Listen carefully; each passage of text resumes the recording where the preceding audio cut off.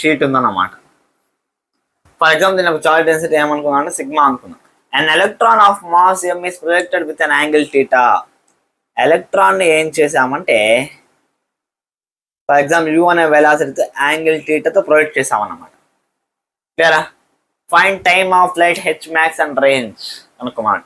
చూడండి, infinitely charges ఈ electron ని మనం ఏం చేస్తాం అంటే నెగిటివ్ చార్జ్ కాబట్టి ఆఫ్ కోర్స్ దీనిపైన ఫోర్స్ అనేది అప్లై చేస్తుంది. దానివల్ల ఇది ప్రొజెక్టైల్ మోషన్లో వచ్చి కింద పడ్డం అనేది జరుగుతుంది అన్నమాట.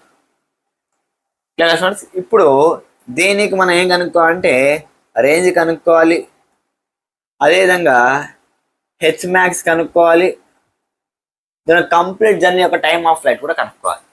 ఎలా కనుక్కోవాలి? ఇప్పుడు చూడండి, ఇప్పుడు ఎలక్ట్రాన్ పైన ఎఫ్ ఎంతో క్యాలిక్యులేట్ చేద్దాం. ఓకేనా? చూడండి, దీనిపైన ఈ ఎలక్ట్రాన్ పైన ఉండే ఫోర్సెస్ ఏ విధంగా అంటే ఒకటి force due to this large non conducting sheet, ఇంకోటి force due to gravity MG.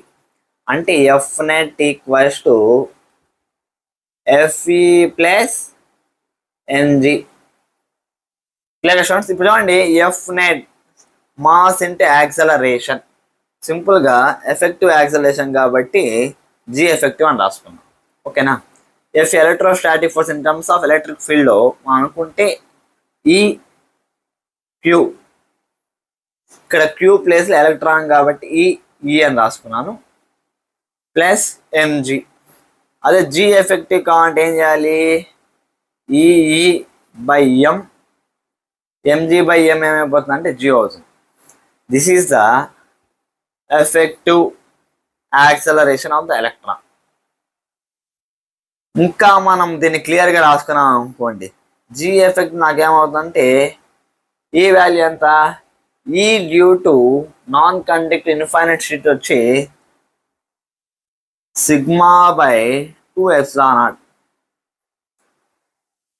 ME, sigma e by 2m epsilon not plus g అవుతుంది అన్నమాట.